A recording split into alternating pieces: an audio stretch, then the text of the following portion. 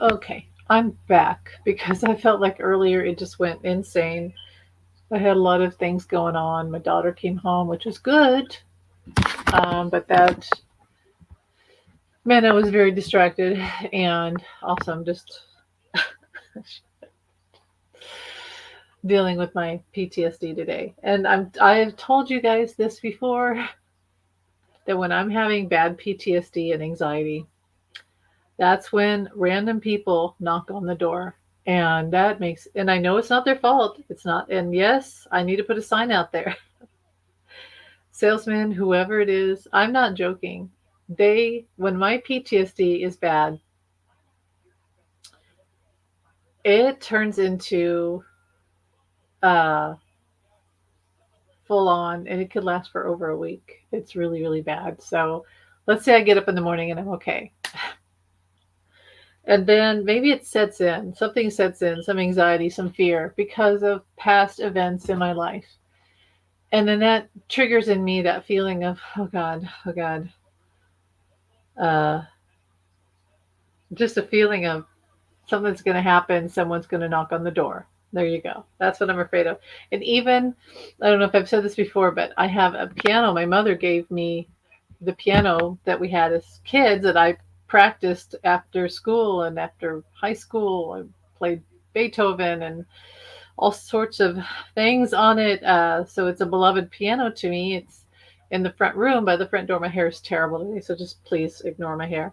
Um, and I used to sit and play piano. I would play all through my life. I've played piano, especially in the evening. I like to play Beethoven or whatever. It's just kind of calming. So after this, all the situations in my life that have led to my PTSD. Okay, so the piano's by the front, and I don't sit in the front room during the day, especially maybe in the evening, because I guess it feels calmer then, and I don't know why. It's just I can watch movies in there. But now that the weather's nice and people are out in the summertime pretty much, and salesmen, I guess it's salesmen, are out. And in my past situation, knocking, I don't, there's this fear. Sorry to bring you into my, this is going to be the craziest lives ever, whatever. Welcome to my world. If you're here, you already know all this. So, and by the way, if you have any questions, I have my cards here and I'll answer any questions that you have. So this is just me randomly talking about everything. Welcome to the circus. But if you have a question, I will answer your question. Okay, so this is part one of part two, PTSD. Because I feel like when I left, it was a mess and I was really having an episode of PTSD because people keep knocking on my door. Okay, so the piano's in the front. I used to play piano. I used to feel comfortable in my house, but during the day, I am terrified of the front of the house. I don't make noise. Um, so this is what anxiety, this is what PTSD is like. People who knock on the door, you don't understand how it can really trigger somebody. I know you're just doing your job, you're a salesman, what have you. For me, it triggers whatever that cortisol, the flight, the fight and flight complex, and then it gets worse, and my thyroid gets messed up, and then I could spend an entire week in this state, and I have before, where I've literally, PTSD is where you're afraid something terrible is going to happen to you, something from the past is going to happen to you, and then you're going to, hello, hi Carolyn, I have cards here, and I'm rambling to myself, or was. I have cards here, so if anybody wants me to answer questions, I can do that. I'm here. I'm trying to get on here more so I can be available to everyone. Hello. It's good to see you. I hope you're doing well. Yeah, I'm rambling about my PTSD. um, I always say that I'm like George Costanza from Seinfeld because he was so filled with uh, paranoia. And I've always said I'm like that. I am like that. It's terrible. I Well, anyway, so PTSD, it's something that I talk about because I live with it every day and it can be worse. And when I start to have attacks, and this is where I think trickster spirits come in because Then everybody's knocking on my door, which is random people. And I've looked out there. I look out, there's nobody there. They've already run off. So whoever it is knocks and runs. And it's not kids. I think it's salesmen that do it. And I think it's trickster spirits. They know when I'm down, and it's like a spiritual beating on me to just bring me to my knees. It's really something I hate. I hate dealing with this. I hate PTSD. If I could trade bodies once in a while with other people and not have this. Oh, thank you, Carolyn. Thank you. That's so sweet of you. She says, "You look marvelous, darling." That who's that character? It was Billy Crystal, right, on Saturday Night Live. You look marvelous. I remember that. I remember. I've seen all the. I'm a Saturday Night Live junkie, except for recently they've kind of gone downhill. So you look marvelous. um, That was Billy Crystal, wasn't it? Or was it Martin Short? It might have been both. I think they both had characters that were similar. Uh, okay, I'll get up the PTSD thing. I just kind of wanted to vent. But yeah, when I have PTSD, somebody knocks and I go through the whole thing, and then somebody else knocks and it gets worse, and then another person knocks and it gets worse and it gets worse. And pretty soon I'm like in a fetal position in the back room. And I was saying how I used to sit in the front of the house in the evening and play Beethoven or whatever. I just play. I would write songs. I would write songs on the piano. And now I'm afraid to make noise in my front room because of my fear of random attackers coming to get me, and just situations in my life that have caused this. It's terrible. I hate PTSD. I would do anything to not have this. This is why I don't mind having a beer once in a while. I need to get some beer because it's so bad. This is why I think we have beer or wine, whatever, because even though I'm spiritual, gosh darn it, a little bit of alcohol can really help this. This is why also people who have stress smoke. I don't smoke. I would if it didn't make me feel like crap. But they say a lot of people who have schizophrenia actually smoke, and I understand that because it's a soothing thing. It helps calm you down until the tobacco makes you. Here's a story. Here's a story. I was in junior high, and it was smoke out. I think they called it the smoke out day. So you would have a partner. So us kids would be assigned to a teacher, and I think it was only seventh grade. Seventh graders were assigned a teacher, and if the teacher was a smoker or had a bad habit, we would be there to cheer them on. Don't do it. Don't smoke. Well, with my luck, they gave me the principal. How lucky was I? A heavy smoker, and I had to go into principal's office. Oh my gosh, I can't believe they made me do this. Shy Amy, shy, stressed out Amy. I had to go in the principal's office and friggin' tell the principal why he shouldn't smoke. And of course, he's in a bad mood. He was pissed. So that was not, I don't know why they made us do that. It's just terrible. Did not work for me. I don't think I had any effect on him. So um, I did smoke for a short while. I think there's something about your 17 through 21 years, right? 16, 17, 18, 19, 21. Where smoking actually makes sense because you're rebelling. It's the whole James Dean thing, right? Rebel without a cause. And my friends and I used to get in my friend's old truck, and we'd go to the old grade school, elementary school, and we'd play on the playground. This is high school uh, years. And we'd smoke in her truck and then run around the playground. And those were great days. That was fun. So it's just, I think that when we're a certain age and we're still smoking, and I thank God I quit, that's when it really drags you. And I was thinking about this. Okay, I thought about this because, yeah, smoking can soothe. The French know how to smoke. They know how to have a cigarette once in a while and not overdo it. Okay, so smoking. George Harrison. I don't know if he's coming around or if it's just me pulling on him because I need healing. I need spiritual healing. And he's a very calm, earthy plant. He was into plants and all that, and the whole mantra and the Maharishi and all that stuff. I need that. I need that right now. And but he was a smoker. And I was thinking the other day, poor George, he died of cancer because of smoking. Most likely it was smoking. And I'm sure that he would have liked to have not smoked at all. But it was part of the culture. And I know in England, especially, it's a large part of the culture. A lot of people smoke. Liverpool, a lot of people smoke. John has shown me that Aunt Mimi smoked all through his childhood. He was always around cigarettes, so that was like the air. So of course he was going to be a smoker. It was like breathing. Smoke was oxygen. But George, that probably wouldn't have been his personality, but it was part of the rock and roll and the Elvis and the rebel rebellion. And of course, all his mates smoked, and they got him. They took him down.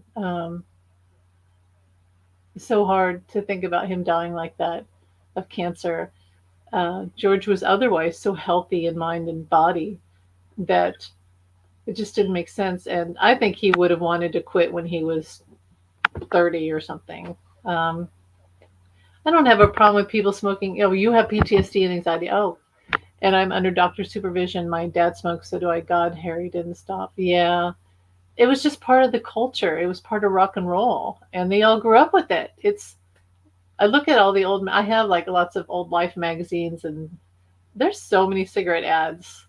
It's in all the movies. You watch the old movies, but you know what? I feel like I said. I feel like it helps anxiety. So if you can handle it for a certain amount of time, it's okay. Um, so I don't put people down when they smoke. It's like we're gonna have vices, right? Without a vice, there's no virtue. You got to have some vices. It's gonna come out somewhere. I'm sorry you have PTSD. It's like I said. It's it's always being in fight and flight. It really is. You're always battling an invisible enemy, like over your shoulder. So, Carolyn, I'm sorry that you have that. I totally know what that is like. And um, yeah, well, let's try to heal each other. All I can say is that my fears of my ex coming out of the blue to attack me, I think that triggered mine really bad because there was a time when, so I don't know what yours is, and I'm so sorry to hear that you have it. But I know that mine is for my whole life. But my ex, I would, in the worst, in the last years, things would happen where it was a constant battle, and I was afraid. I was really afraid for my life, whether or not I'm right or not. I felt like I, it was that bad, and it would be things like I would get in the shower and come out, and he'd be outside the door. You on your meds? Okay. I didn't want to say that, but I thought about that. Can I say this? My daughter just texted me and said she's having some low, we'll say low feelings, and this must be right now a planetary drop for many of us who suffer because I was really depressed. I'll just say it. I mean, I've been to therapy, so I've worked on myself. I've had meds in various forms. So yeah, I've had depression my whole life, so I understand. And there's no shame in meds. They help you, and you go through phases. We all go through. We're always shedding skin, emotionally and physically. So, um, I'm glad that you're being watched because yeah, like last week, I was so depressed that I'll just admit it. I was so depressed because of my money situation and not being able to pay certain bills and not being able to eat. I'm having to feed two teenagers, but then me, it's just depressing, and just feeling like a failure, and then this anxiety and everything. And I actually looked up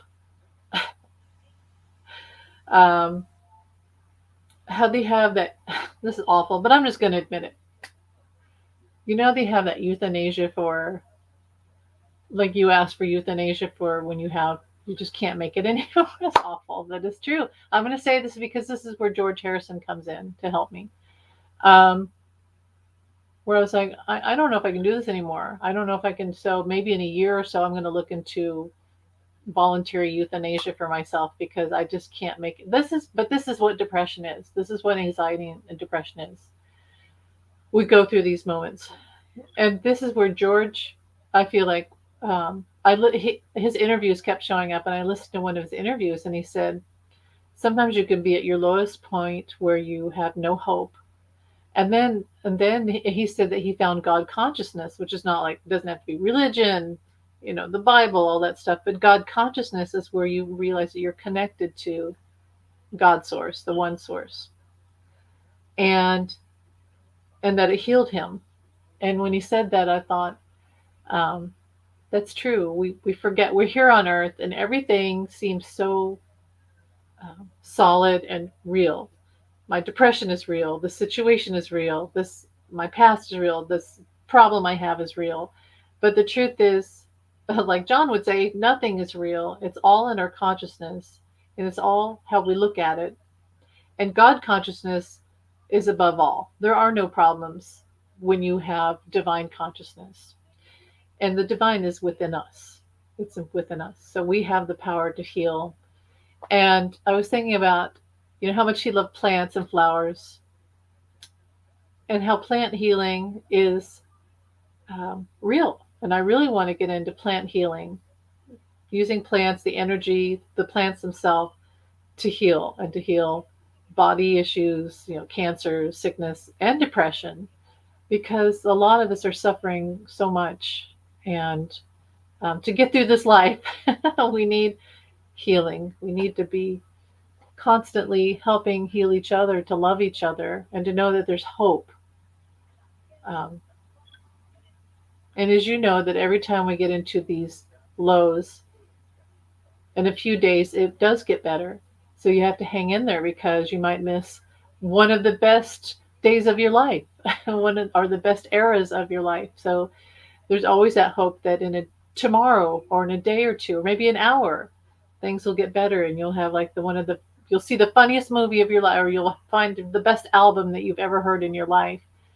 And you have to hang in there for that. But you have to have hope to do that. You have to rise above it. I was listening to a mantra today, and the mantra was, um, I am not this body. I am not this mind. I am not this body. I am not this mind. And it's to rise above your own self. See, there's 7-Eleven. That's John. 7-Eleven on the clock. I don't know if you could see you probably can't. It's the 7-Eleven. That's John. I am not this body. I'm not my mind. And that's to rise above yourself, and to know that we can rise above even the worst issues that we have, the worst depression, the worst finances, the worst relationship, the worst whatever it is, and to get out of our body, because our body is a trap sometimes. It can be really difficult. It's a heavy, heavy, heavy suit to be in sometimes. That's why only the brave come down here, in my opinion. So my heart is with you, Carolyn, and I hope that everything gets better. I know not everything will ever be perfect, but I hope that um, you have some breaks in your anxiety and everything. We're all in it. We're all in it together. That's the truth. You're not alone. That's for sure. So, um, what else? Okay, so I went off on a thing there. What else is going on? See, what I always say, that one thing that I love is, there's a show called Just for Laughs, and I know I've talked about it before, but when I'm in my worst lows, I will look up Just for Laughs, and there's some skits on there that just crack me up. My kids and I will watch that. We'll laugh so hard. And then I get out my favorite movies, like Saturday Night Fever. That's one of my favorite movies. Or Beatles, like Hard Day's Night. Yeah. Thank you, Carolyn. Thank you. Same to you. I love you too. It is hard to remember that, because, as you know, because if you have depression, I'm guessing that with anxiety often comes depression. And as you know, when you're in your worst depression mode, you think that nobody loves you, nobody's ever loved you, um, and the world won't miss you when you're gone. That's what you hear in your head, or think in your head. So, thank you for saying that. And I know you have pets because I've seen when you did it. Let me take my earphones out. When you've done videos, I think you and Peter had some puppy dogs. So I was thinking today how animals really are. Just even being able to like pet Kieran, um, and feel and kiss his little head, that helps calm me down. So pets, they walk beside us and they help heal us. And in our worst moments, they just sit there and help us get through and wait patiently. Um, they're little angels on earth, and I really feel like the angels, God, the angels, the divine, sent them down to be with us and um, to give us those little moments of peace and humor and love. I know that for me, animals, my entire life, when I didn't feel like humans ever understood me or loved me, I always felt close to my animals. Four, you have four. Yep, it's a lot. Keeps you busy, that's for sure. Um, I had three dogs one time. That was really early on in my marriage, when I first was married, and it was crazy. I loved them like children, uh, but it was crazy. But yeah, they kept me distracted, so that was good. But each animal, I look back and I look at each animal, each pet I've ever known in my life had, in my childhood, we had a lot of cats. We had a dog. Oh, no, we had Buffy. We had Buffy the Chihuahua. We had Butch, who was kind of like probably a mutt. Um, and many cats. And then the pets of as an adult, the pets I've had. And I remember I had Blackie, and I didn't name her that, but that's, a lot of horses are named Blackie. But she was a stray. She was a beautiful black, long hair Himalayan cat. And from the moment Blackie came into my life, it was like having this beautiful little friend. We were really connected. And then she kind of got me through that first era of early 20s into my marriage and having my kids. And then she passed away when my kids were little. So I wish I'd had more time with her. I look back at Blackie and I just feel like she was in a very chaotic, transformative time of my life. And just as soul to soul, I wish that I could have spent more time with her and had many lifetimes or many years in this lifetime. And I'm sure we've had lifetimes before. Um, and I had the dogs that were very crazy, but I loved them like children. And then a lot of crap happened. And I had the situation where the person in my life broke my dog's back, and that was horrible. And see, that's why I have PTSD too.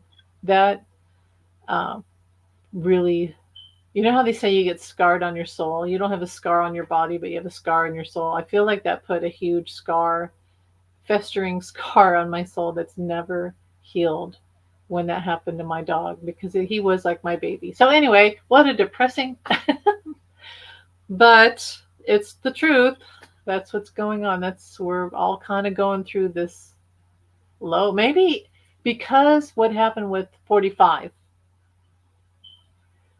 there's a lot of energy in the universe that was just like, oh God, we had to do that. We had to make that happen, bring justice.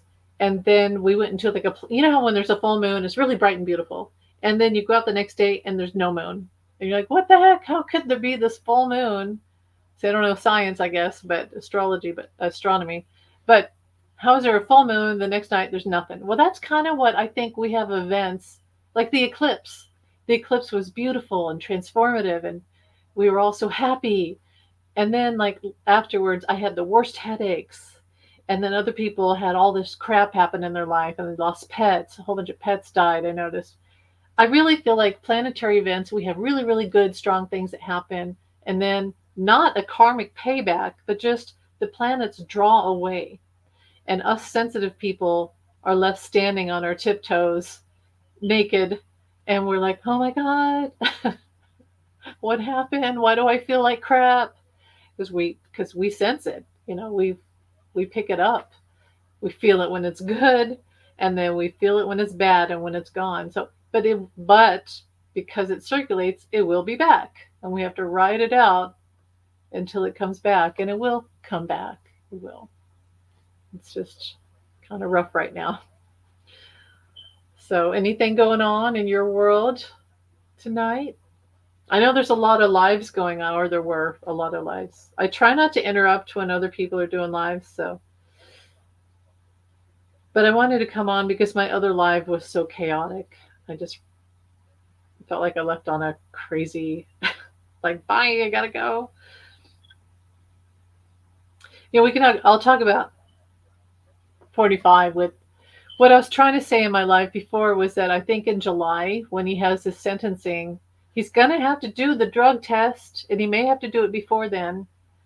I don't think he's going to get out of it. They're not going to be able to get the Supreme Court to overturn the uh, verdict, which, how rude. When those jurors did all that work and now they're potentially being doxxed. I heard that a few were doxxed, and I just heard that Michael Cohen and his family just got doxxed, which is where death threats and things like that, um, finding their address online and threatening them. How rude of them to try to overturn. And Mike Johnson, of all people, who should be know law and have respect for law. So anyway, very upsetting. But you're spending time with your dear friend. Oh, good. Lovely. That's wonderful.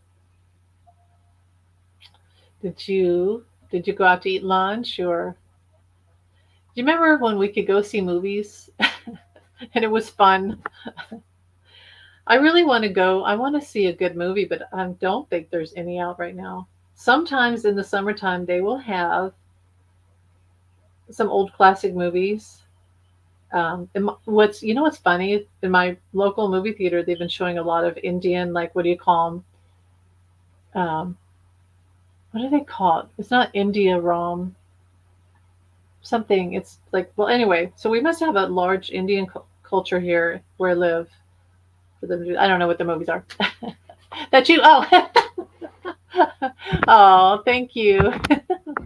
That's so sweet. Thank you, Carolyn. And ditto to you too. Spending time with you. Oh, thank goodness we have each other because it's a crazy world.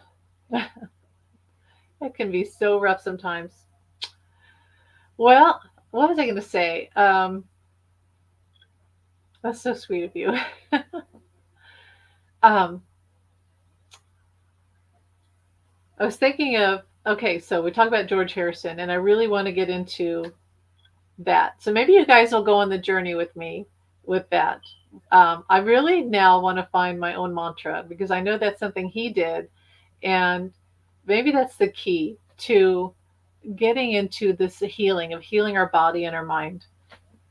Because, and especially after everything we've gone through with 45, and it's not done yet, but if we can, I want to get a mantra so I can get on the path to trying to heal myself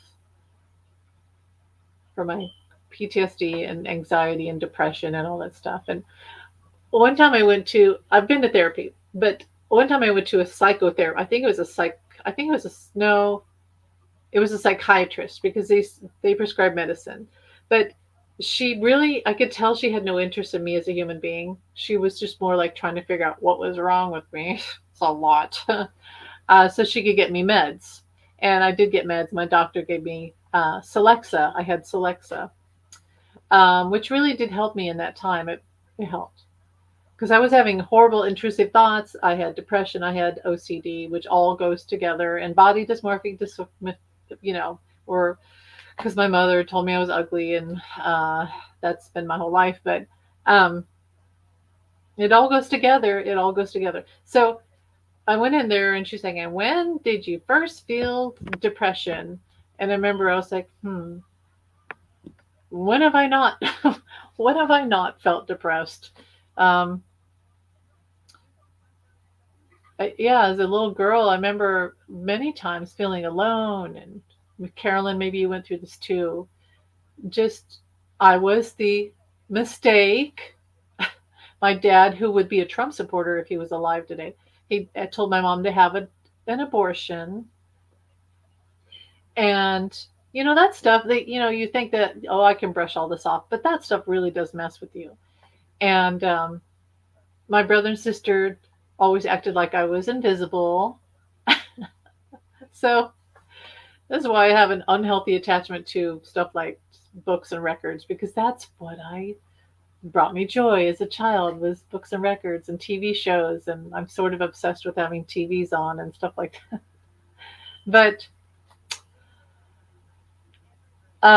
yeah, so the psychiatrist like, when did you first feel depressed? And I thought, oh well, yes.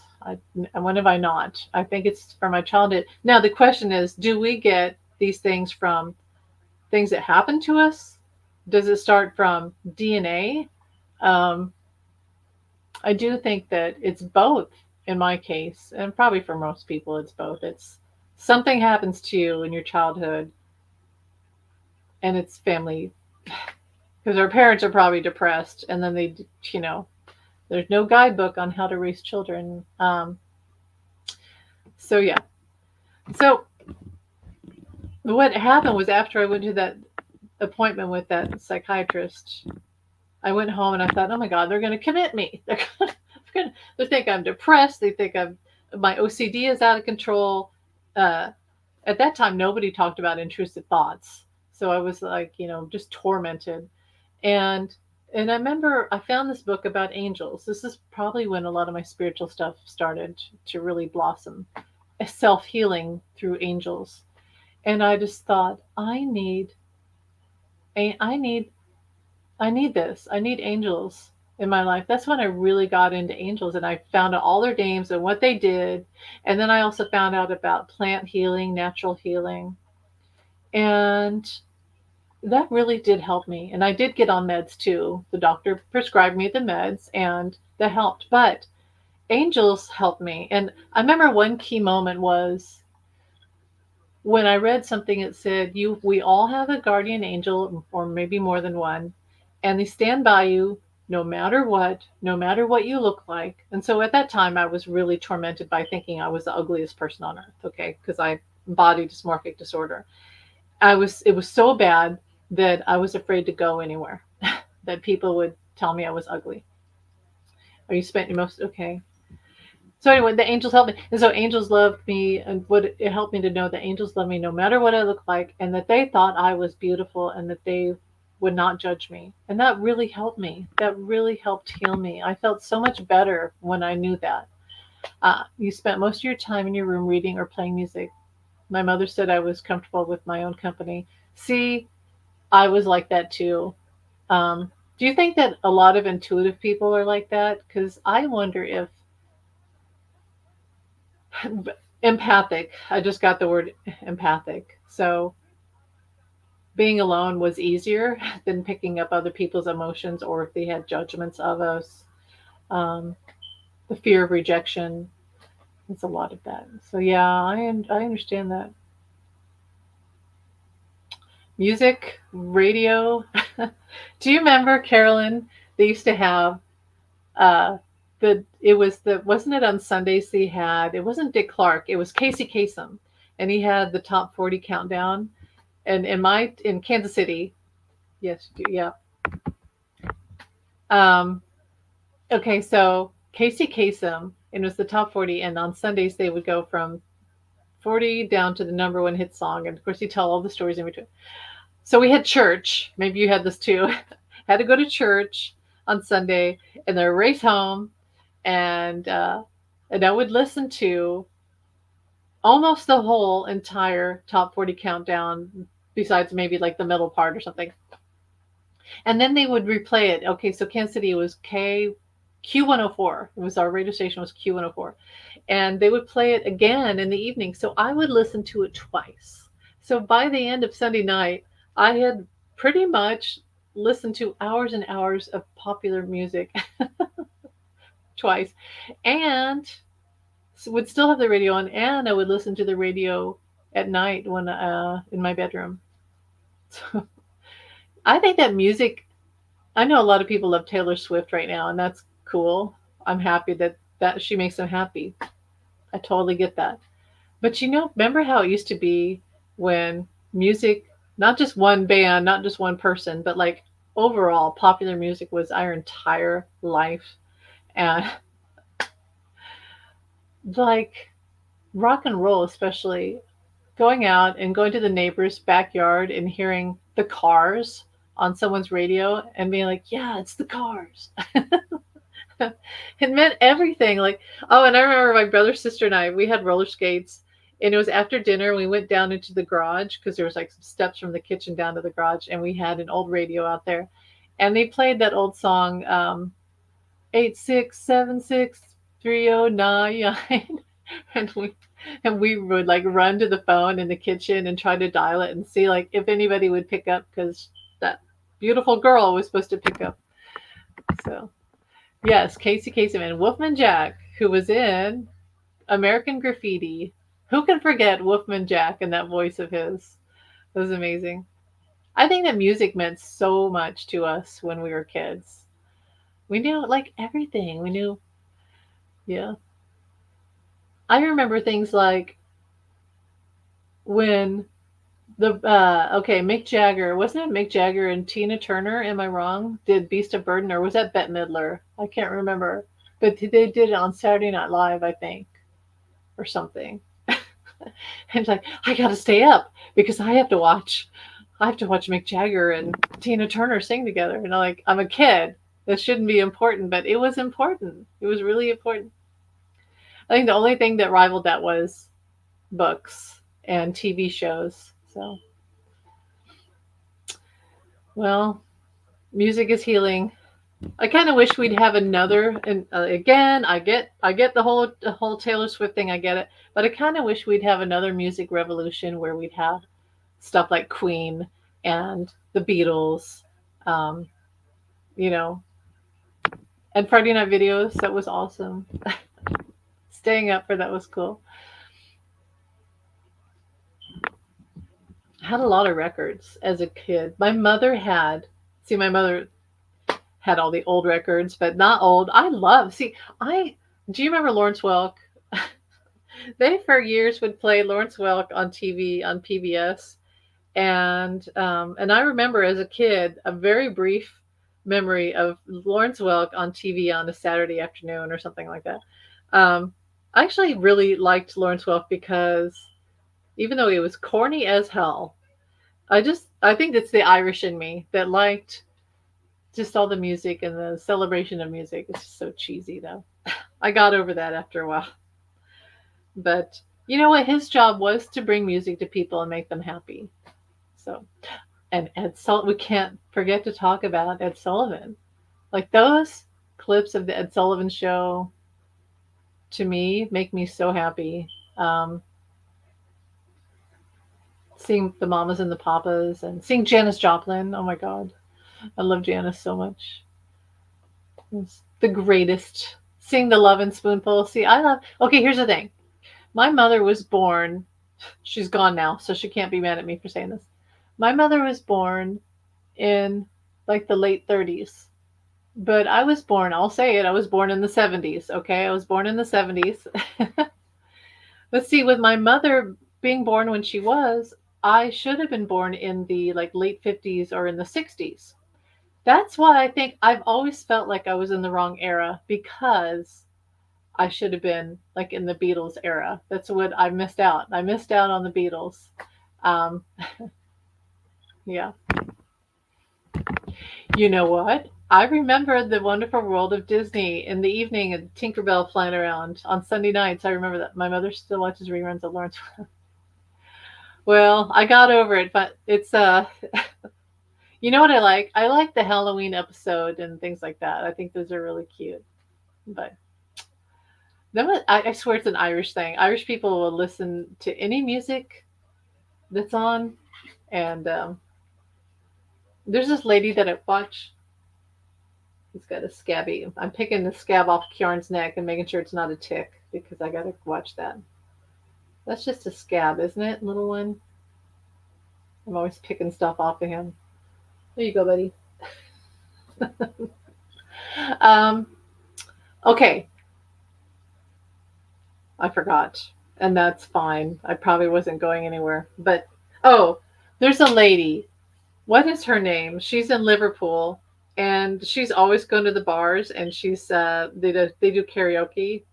What is her name? Soli? Sully, look her up. I think it's Sully or something. She is so funny. I wonder if I could find her. She's from Liverpool.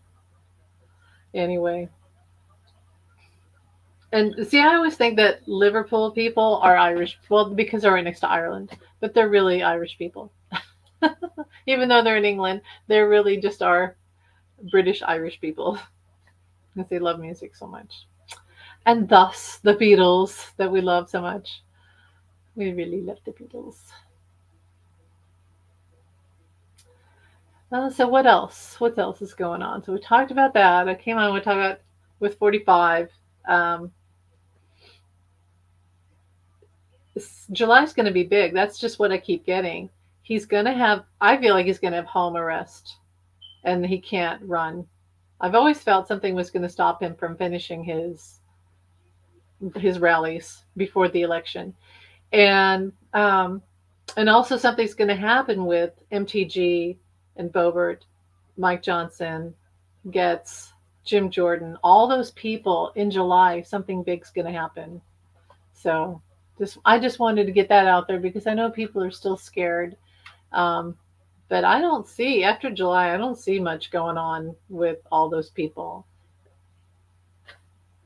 It's I don't know. I don't know what you feel, Carolyn, but it's kind of we're never really going to be over. Like no, people still talk about Hitler. There's still Nazi and skinhead and all that far right. There's all that far right stuff.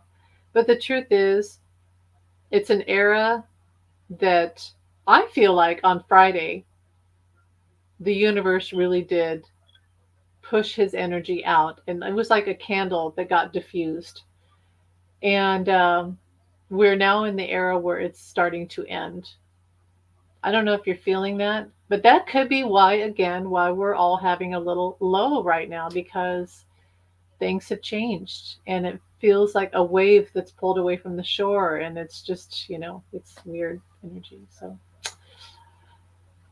but here we are, carrying on, the weight of the world on our shoulders. Let's see if I have anything else. What do I have? What do I have for you? I could pull a card. I could pull cards for everybody. Let's do that. Um, I like these angel cards. They are the healing with angels. And I always feel like when I'm having really bad energy, and sometimes I do think it's trickster spirits on me, I feel like I've always had um, dark spirits who kind of hang around and wait for me to get depressed, and then they just pound me and pound me and pound me. So I have to get out things like this. These cards sort of clear that energy because they're so angelic. Um, Ideas and inspiration. So, ideas and inspiration. Maybe I know I need to write. Maybe you have some writing things that you need to do. Carolyn, remember we talked about one of the first things I said to you was you need to write a book, but I know that's hard because I know you don't want to name names. But maybe you could just write a book about your childhood. Um, or maybe there's just a fiction. Maybe you have a fiction thing. Listening, nature, and new beginnings. See, nature's healing, listening, nature healing, and new beginnings. So there is some new stuff going on, especially here in the summertime. Okay, your sister ran up to you with her transistor radio and said, "Listen to this." I said, "We'll never make it to the biz." It was the Beatles.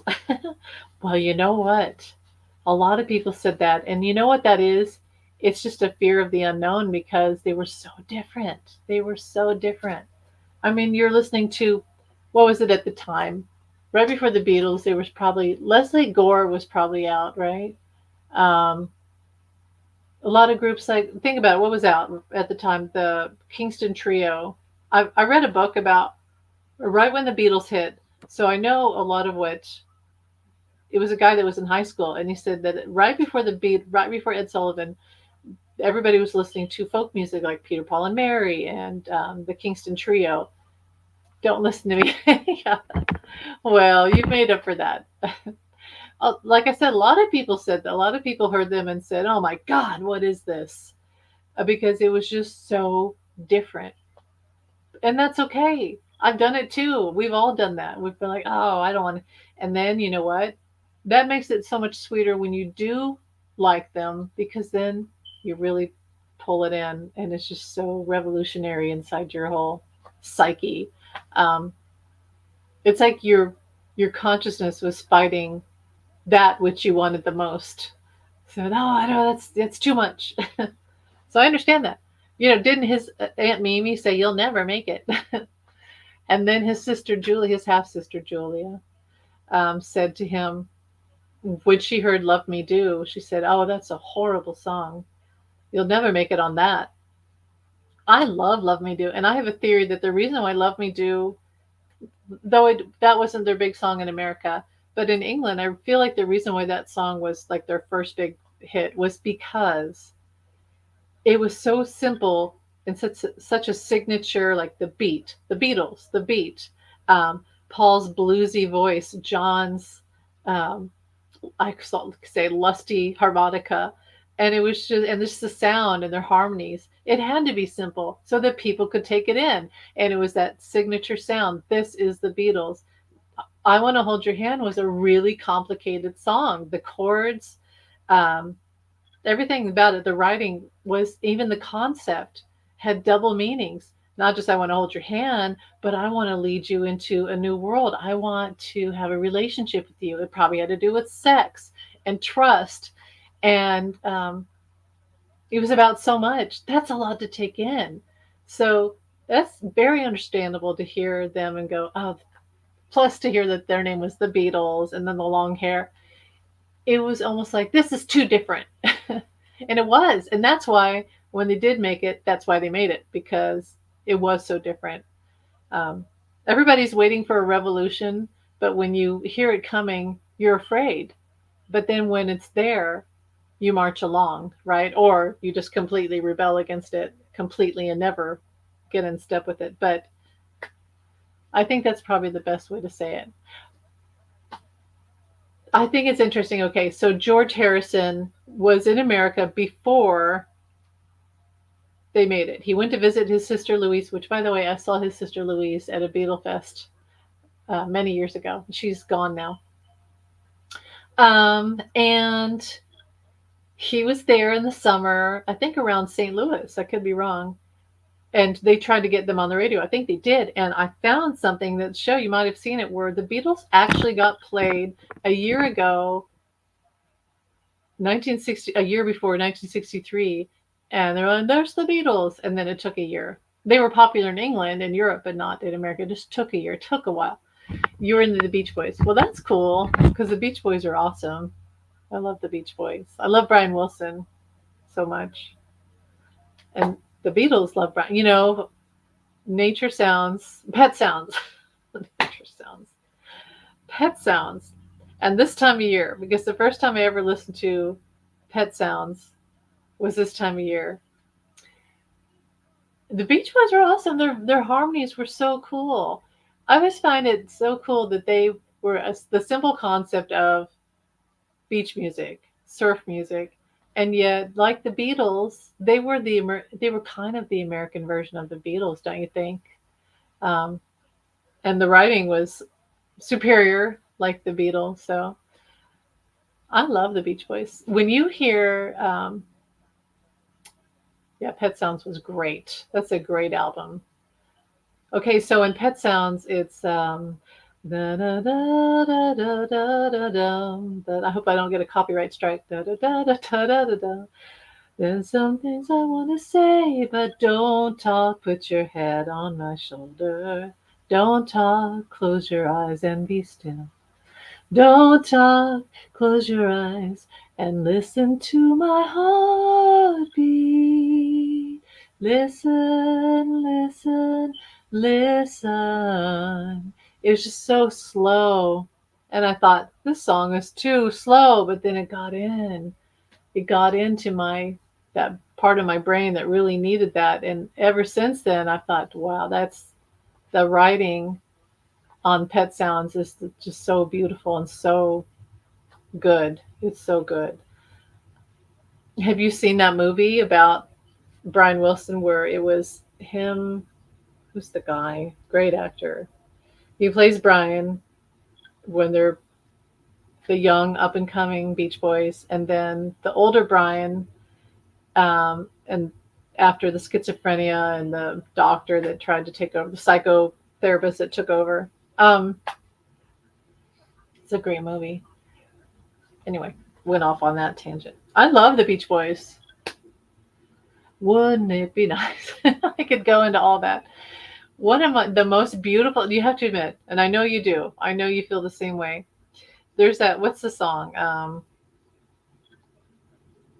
Is it Wouldn't It Be Nice? Wouldn't it be nice? No, Don't Worry, Baby. That's the one. Don't worry, baby. Everything will turn out all right. The harmonies are so beautiful. And again, the phrasing in that song, it's slower, but it's just so good. It's healing, and it's beautiful. I love the Beach Boys. I wouldn't see them now because of like Mike Love and his politics. Yes. Yes. There's that, I know they lip synced it, but there's that clip of them on Ed Sullivan where they sing Don't Worry Baby. It's so good. You can't get much better than that. I just love them. And I really do love Brian Wilson. I think he's not doing well. His wife died, and I don't think he's doing well right now. He's probably not going to be around much longer, sadly. But Brian Wilson's still around, isn't he? Not to get depressing, but I think that he's not doing well. Brian Wilson. Yeah, he's still here. He's 81 years old. 81 years young. Still around, thank God. Um, Maybe he'll still write another album. He might. There's that story where it was John and May Pang, so probably Harry was there, and then Alice Cooper was there, so it was a party, probably LA, right?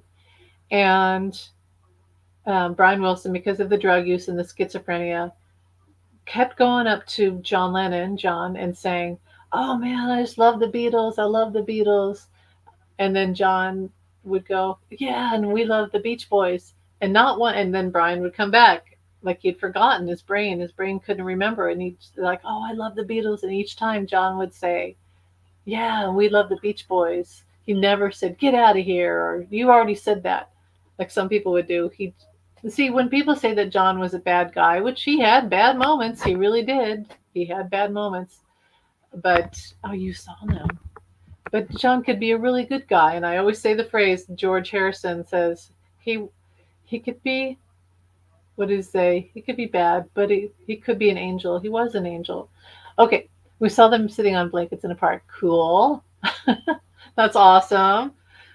That's really cool. My favorite video, and it's making the rounds again because they just re-released the Mind Games album, is Mind Games, where John is in it's black velvet coat with the bell bottoms and the thick boots, and then the black hat with the feather and his glasses. Kind of like Father Guido Sarducci, that type of look, but John. I feel like John, he had all those phases of the 50s Teddy Boy, really fit in there completely, and the Beatle with the hair and the suit, it really fit in there. But I always felt like John's true essence was that 1970s Mind Games era, that whole thing with the feather in his cap. That was like really him. And New York, that was really him. Um, so I don't know if that's what he looked like when you saw them, but Mind Games. I love that video. And when you said that, I thought, oh, I bet it was like Mind Games, that video. If you haven't seen, I'm sure you have. If you haven't, go watch that video because you'll know what I'm talking about. Just him in Central Park getting hot dogs and dancing around and all that stuff. So whenever I meditate, that's how I see John, is in that era. But it's weird. We're always by the Verrazano Bridge in Staten Island. I don't know why. My great grandmother's from Staten Island, but well, Ireland, but She emigrated to Staten Island, so must be some connection there. I don't know. Was it in LA or was it in New York? You know? And I think of that scene in Saturday Night Fever, which before I realized it was the Veras, because I always thought it was the Brooklyn Bridge. Because don't they later go across the Brooklyn Bridge? It's like the next scene, they show the Brooklyn Bridge. So I don't know. I didn't know. I don't know bridges. And I kept getting the Verrazano Bridge as a message from John, and I would meditate, and we'd be sitting just like in Saturday Night Fever when John Travolta and the girl, I can't remember her name now, but they would sit right next to the bridge and they were talking, and he told her about all the stats of the bridge, and they play the Bee Gees and all that. And I just love that scene because it's when the first time when they really talk to each other like human beings and have a connection. So I always think of John in that scene right by the bridge, and he showed me, no, it wasn't the Brooklyn Bridge. So I looked it up, and sure enough, this video of the Verrazano Bridge came up on YouTube, and then it came up again, or a different one, another one, the Verrazano Bridge. And and so I was like, John, okay, it's the Verrazano Bridge. And so I looked up Saturday Night Fever, and sure enough, it was the Verrazano Bridge in Staten Island. So I was like, okay, clearly this means something. So then that day I go pick up my son when he was still pretty, young. He was like sixth grade or something.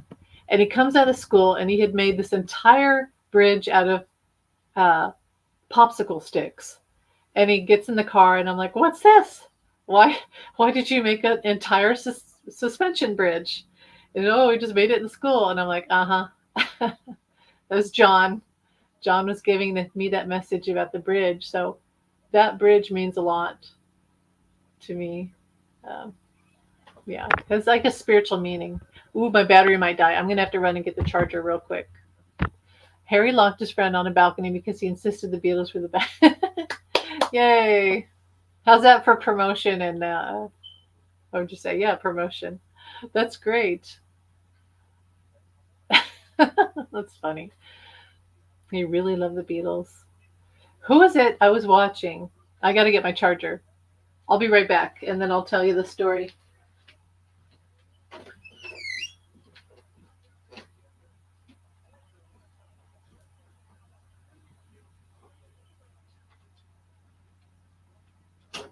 Cameron, come here. Okay, let's see.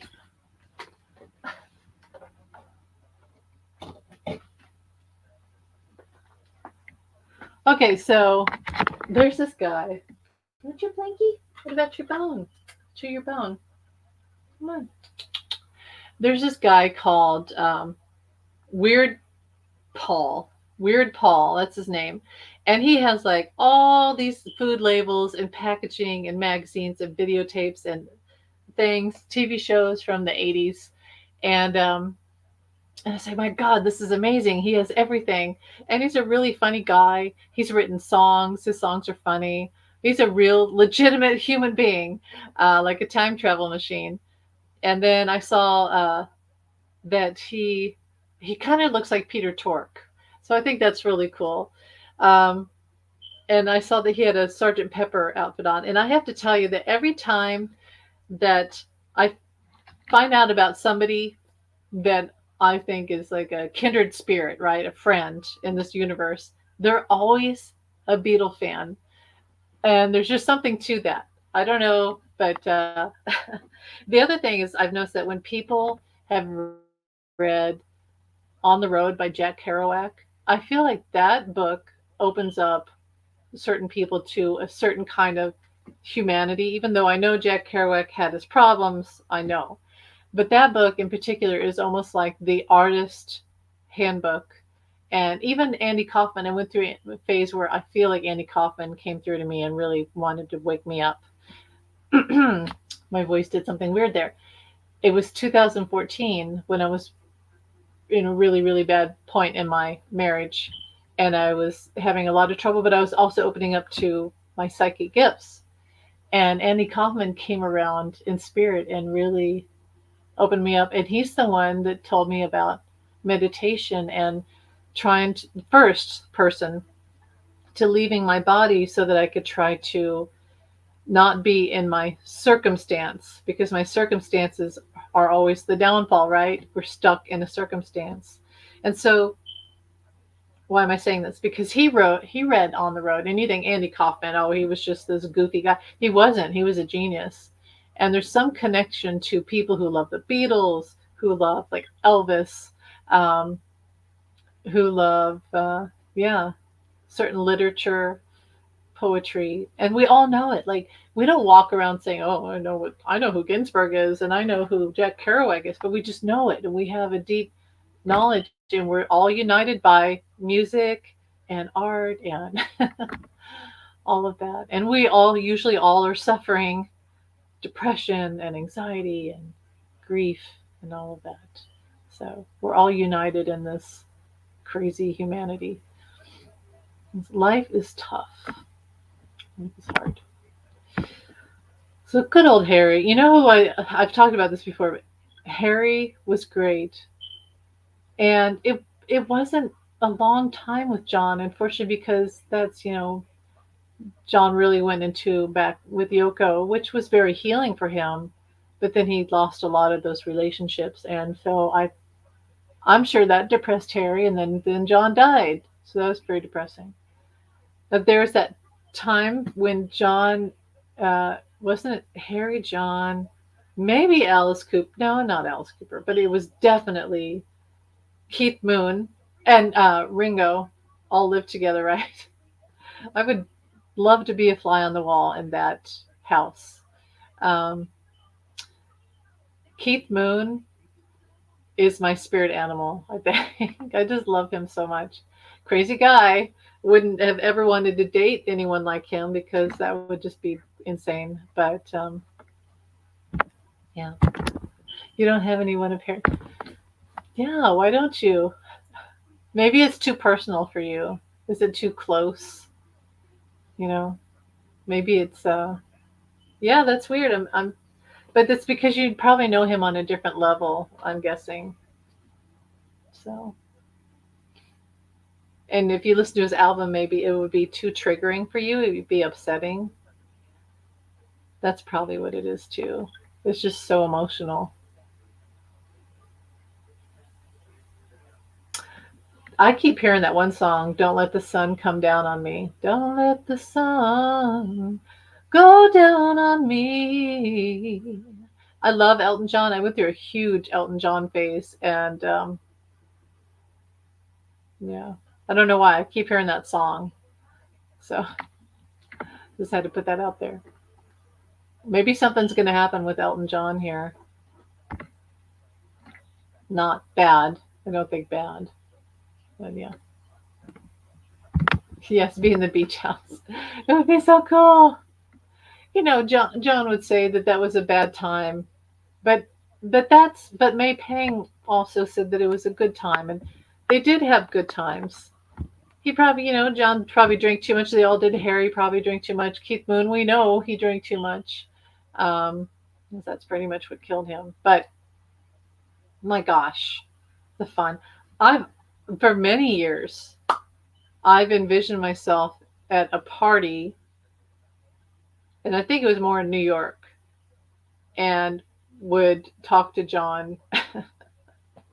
So that was like, I don't know if John wanted me to do that, like a time travel thing with him, but I did that for many years. It was almost like a meeting place where I would meet him at a party, and it was mid 70s in an apartment in New York.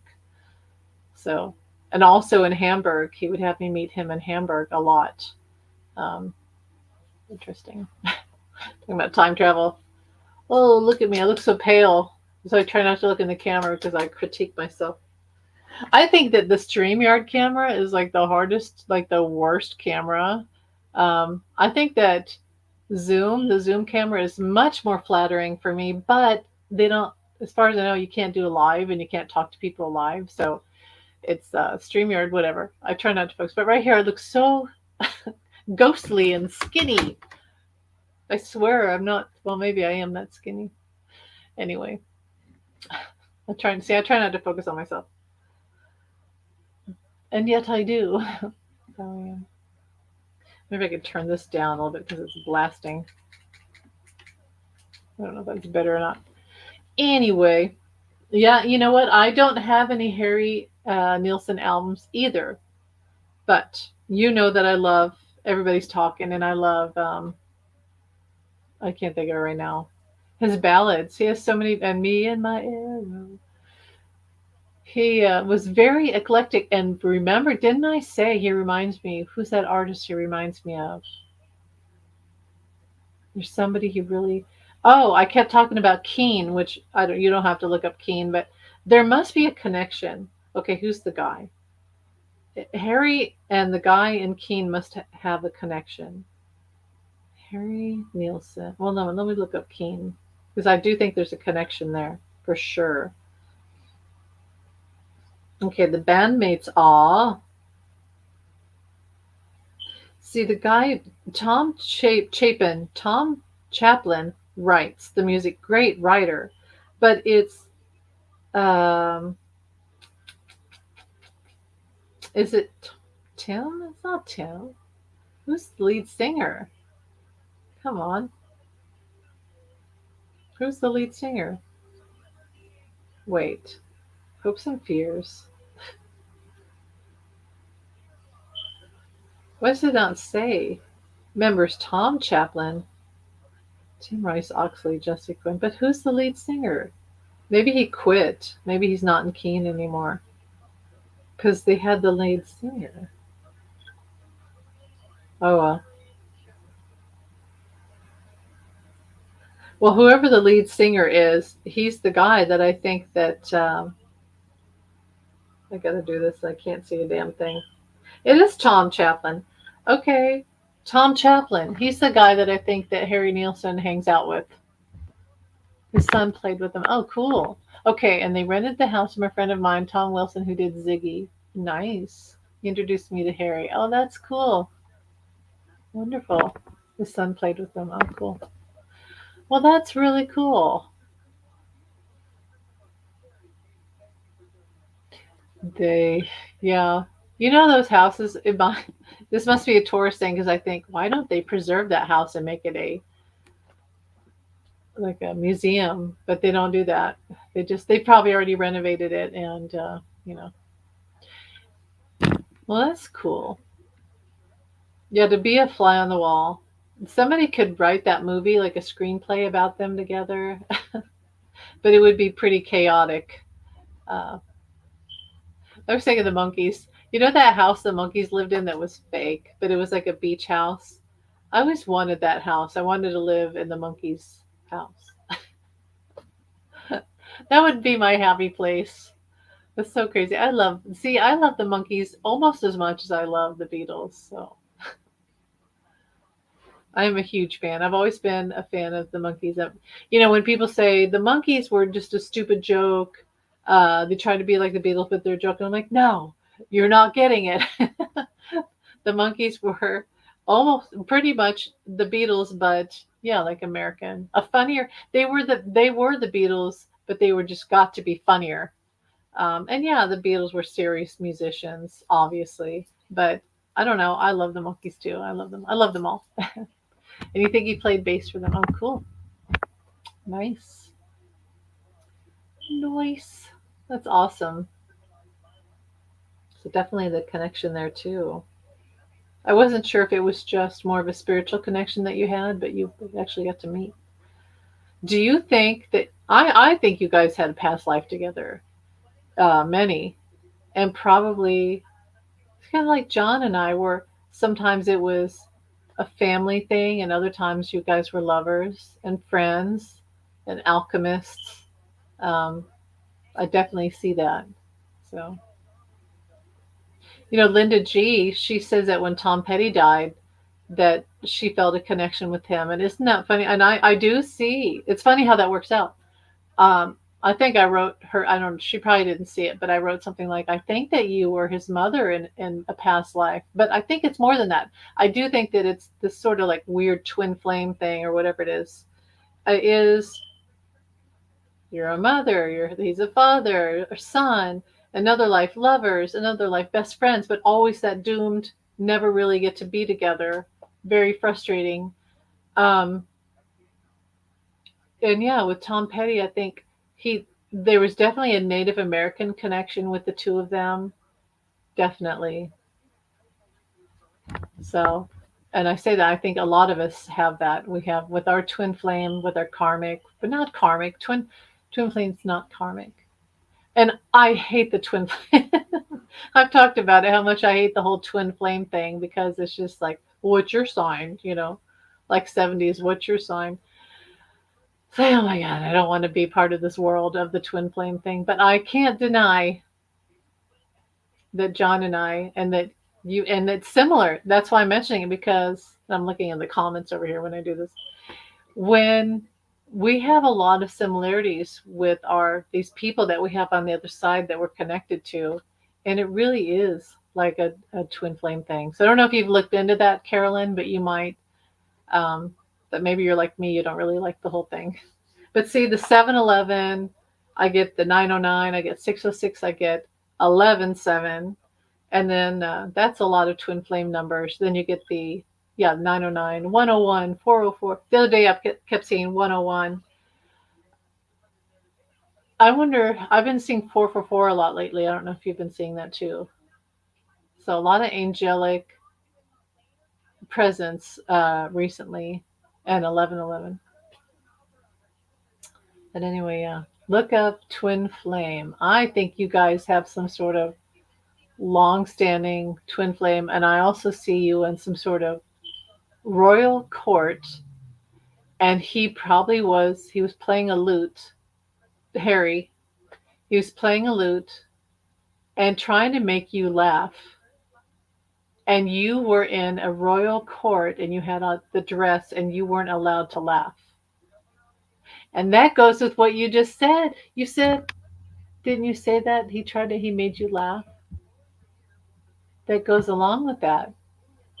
Yeah, look that up, look up twin flame stuff, even though it's crazy. It makes you feel crazy. There's people that they just go crazy on this twin flame stuff. I don't want to have anything to do with that. It's just, I only use it as a reference because it's like, why is this happening? Why am I seeing these numbers? Why is John Lennon on my floor or in the sky or what have you? That's, yeah, it's probably a lot of that. And right now it's 8:06. I'm gonna have to go soon. It's 8:06, and he makes you laugh still. Good. I'm glad. That's Yeah. John makes me laugh too. He'll do things to make me laugh, and because if you don't laugh, you cry. As Bob Dylan says, it takes a lot to laugh. It takes a train to cry. Thank God that we have these things. It's too bad that Harry didn't do more films. He probably didn't make any films because he was too shy, right? He just did the music and the recording, and that's what I get. So yeah, it's too bad there's not more video footage of him out there. Besides a few music things that he did. I just thought of something that's probably not true. Yeah, he kind of. I saw Michael Crawford, and Harry reminds me of Michael Crawford too. There's a connection there, kind of like an archetype. They're very similar. Um, and Michael Crawford makes people laugh or made people laugh. I don't think he's very active anymore. But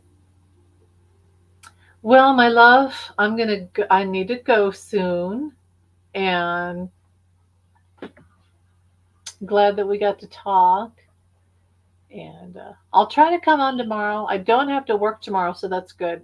They, it's like you don't work enough and you don't make enough, and yeah, I'm really uh, money's been tough lately, but that's life. That's life. But now they have me on where I work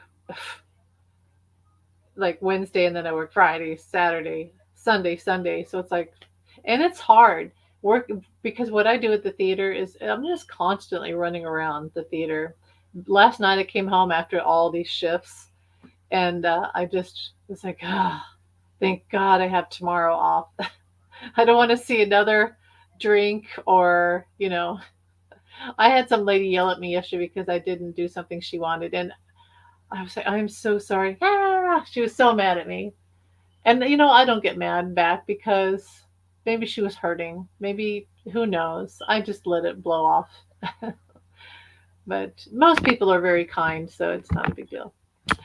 You have a beautiful evening, and know I love you. I love you too. Thank you, Carolyn. Thank you for saying that, and thank you for being my friend.